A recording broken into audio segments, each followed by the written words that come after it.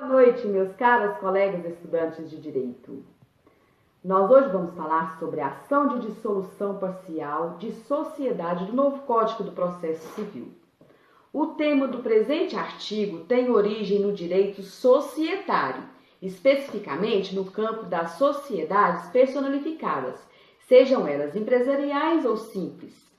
E há também conexão direta com o direito processual, em decorrência do procedimento indicado do novo Código do Processo.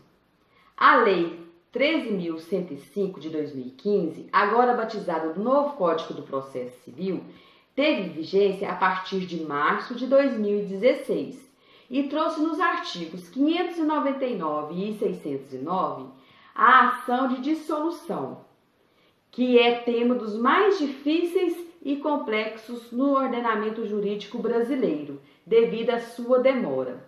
Agora com vocês, passo um pouco das explicações para os meus colegas Jaime, Elisângela, Jéssica, Thaís e Cássio. Obrigada. Eu vou falar um pouco da retirada do sócio. A retirada do sócio se dá quando o mesmo perde o interesse na participação da sociedade e ele mesmo resolve desligar, desvincular os seus afazeres, as suas obrigações junto da sociedade e resolve sair da mesma, não participando mais. O procedimento da dissolução parcial da sociedade está previsto no Código de Processo Civil, em seus artigos 599 a 609 do CPC de 2015. Para que haja a dissolução parcial ou total da sociedade, ela pode ter como causa 3 requisitos. Um deles seria a exclusão do sócio, ou o próprio afastamento do sócio da sociedade, ou pelo evento morte do sócio.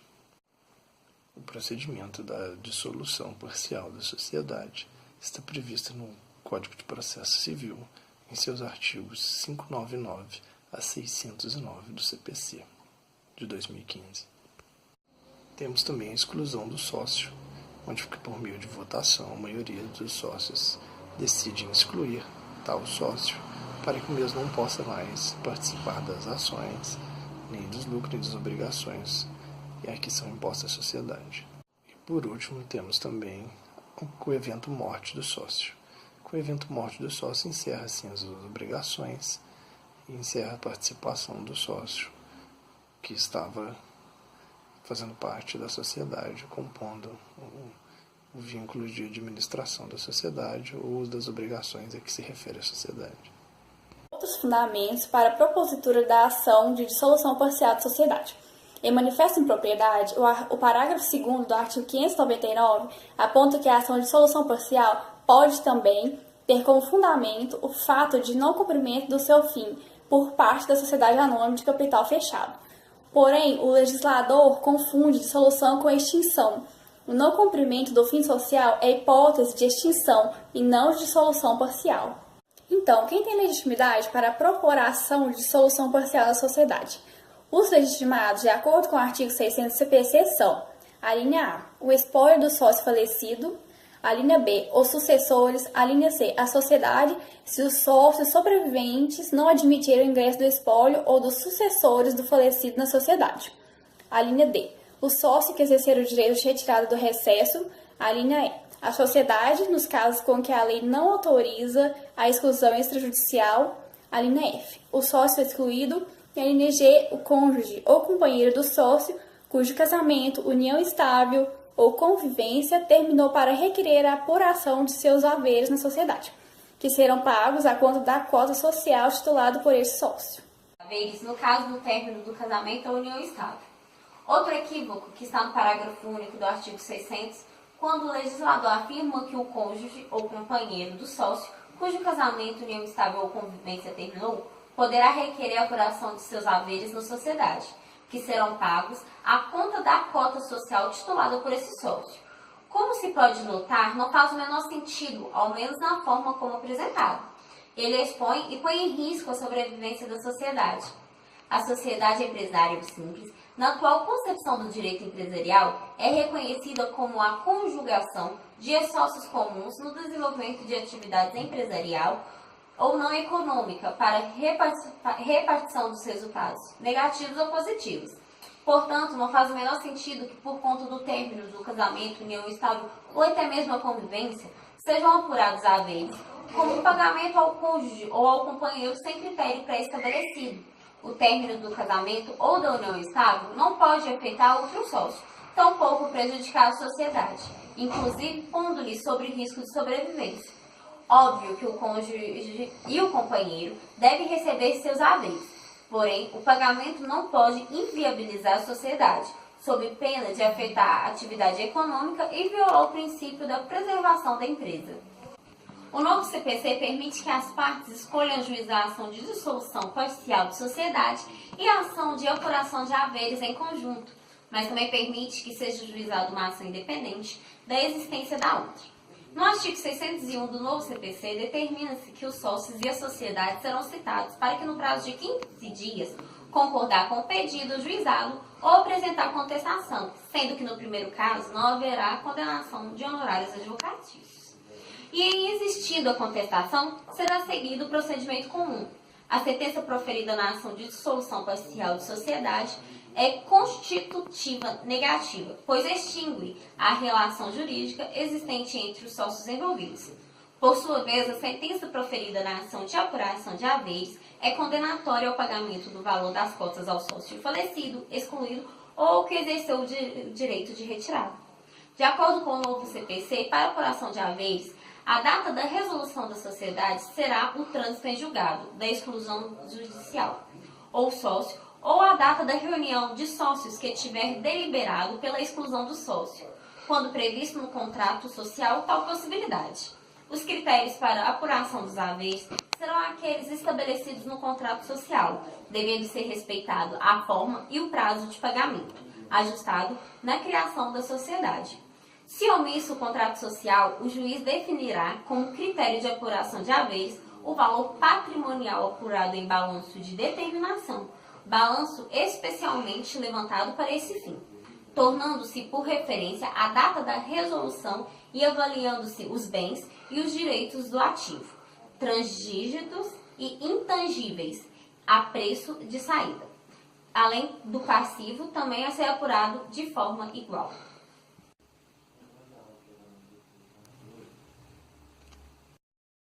A sociedade tem a faculdade de pleitear indenização compensável com o valor dos haveres a apurar ou já apurados, que pode ser via reconvenção, ao tempo da contestação ocorrendo conexão entre os pedidos, ambos amparados pelo artigo 601 e 602 do Código de Processo Civil. Se houver concordância em relação ao pedido de dissolução de todos os sócios, o juiz decretará e passará à fase de liquidação ou apuração. As custas serão promovidas entre os sócios e não haverá honorários advocatícios, conforme amparado pelo artigo 603 do Código de Processo Civil. E aí?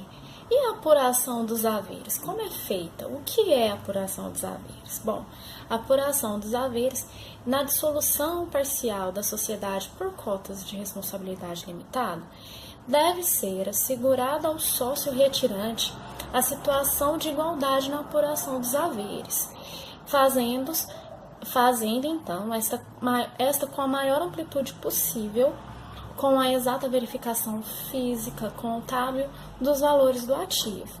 E como é feita, né, essa verificação, essa apuração dos haveres? E aí o artigo 604 do CPC, ele vai garantir o seguinte, ele afirma que a apuração dos deveres, o juiz, ele vai fixar uma data de resolução da sociedade, ele vai definir o critério para a apuração dos deveres à vista do dispositivo do contrato social e ele vai nomear um perito. Além disso, se houver alguma controvérsia entre os réus, eles vão depositar em juízo, podendo os haveres serem serem de logo levantados pelo credor. Isso está lá no artigo 604, para o parágrafo 1º e o parágrafo 2º. E aí, no mesmo artigo, no parágrafo 3º, está explicando o seguinte, que o juiz ele vai obedecer o contrato social, que é a convenção entre as partes, cumprindo a previsão da apuração dos haveres do seu respectivo pagamento. A data da resolução da sociedade, o artigo 605 do novo CPC, ele já prevê. Então, vai funcionar assim. No caso do falecimento do sócio, a do óbito, a retirada imotivada, o 60º dia seguinte ao do recebimento, pela sociedade, da notificação do sócio retirante. No recesso, o dia do recebimento pela sociedade da notificação do sócio dissidente, na retirada por justa causa da sociedade por prazo determinado e na exclusão judicial de sócio, a do trânsito em julgado da decisão de dissolver a sociedade, e na exclusão extrajudicial, a data da assembleia ou da reunião de sócios, que a tiver deliberado. Então, o novo CPC ele deixou bem claro quanto às datas, né, e os tempos indicadores da ocorrência da dissolução. Em outras palavras, as datas servem para batizar o alcance dos efeitos de apuração dos haveres. Com a fixação do termo, a apuração será realizada com o consequente pagamento dos haveres. A orientação trazida pelo legislador é fundamental para fixar os termos inicial e final, de modo a não prejudicar os resultados da sociedade e, consequentemente, os demais sócios.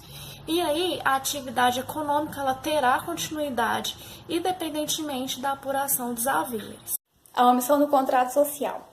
A administração da sociedade, nada dispondo do contrato social, compete separadamente a cada um dos sócios.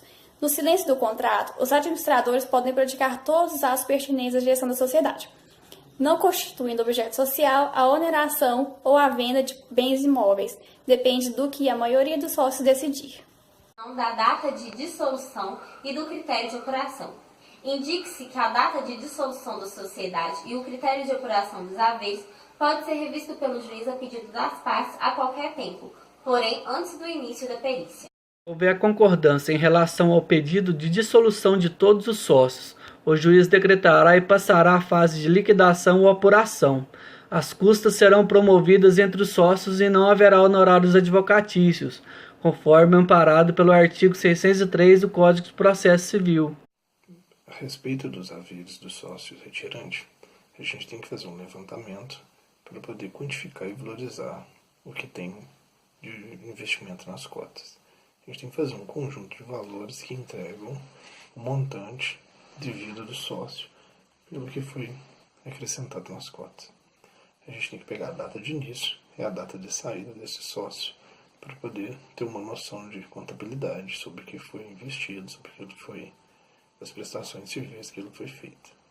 No artigo 66 tem os critérios para a gente definir um perito, definir os critérios que são necessários para poder levantar esses haveres do sócio.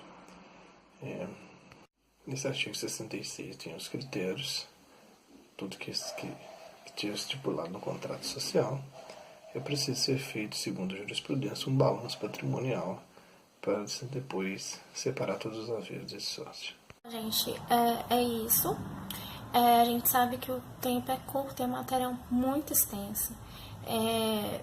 Mas de tudo, assim, o CPC, a gente sabe, né? O novo CPC ele chegou faz pouco tempo. Então, é claro que, assim, ele preencheu muitas lacunas que estavam expostas, né, no antigo CPC, mas ele ainda deixou algumas dúvidas. Como eu disse, faz pouco tempo que esse CPC tá vigorando, então é capaz ainda que se tenha bastante dúvidas, é natural que se tenha bastante dúvidas, mas o natural também é a gente estudar e tentar pecar menos, né? E é isso, gente. Obrigada pela atenção, bom estudo, vamos agarrar!